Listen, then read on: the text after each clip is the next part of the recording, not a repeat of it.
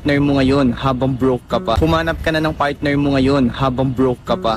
Kung maghahanap ka ng partner, hanapin mo na siya ngayon habang wala ka pa.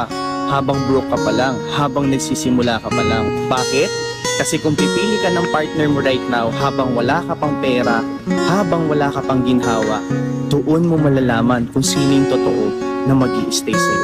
Yung hindi pera ang habol, yung pagkatao mo ang habol. Yung hindi ka iiwan kahit wala ka pang maibigay. Yung susuportahan ka sa mga pangarap mo para maabot mo at pangarap mo rin para sa kanya.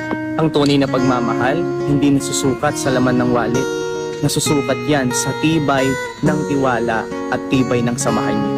Kaya kung may partner ka ngayon, nasasamahan ka sa pinakasimpleng estado ng buhay mo, yun yung karapat-dapat na makasama sa pag-asenso. Take note, masarap sa babae na makasama ka niya nang stable ka na.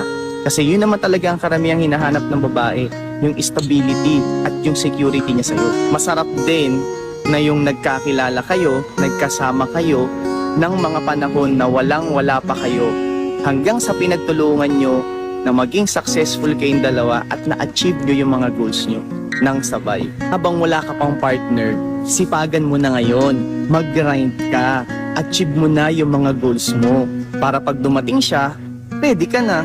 Pero tandaan mo, ready ka man or hindi, basta para sa'yo, para sa'yo. Always remember, pag tamang tao yan, makakatulong yan sa'yo para sa pag-build mo ng empire. Kung nakarelate ka at sinasabi mong tama yung message ko, like and i-share mo to or repost mo na lang din. And kung may kakilala ka naman na tingin mo kailangan niya tong video ko or yung message ko, tag mo na siya dito. Yun lang! Humanap ka na ng partner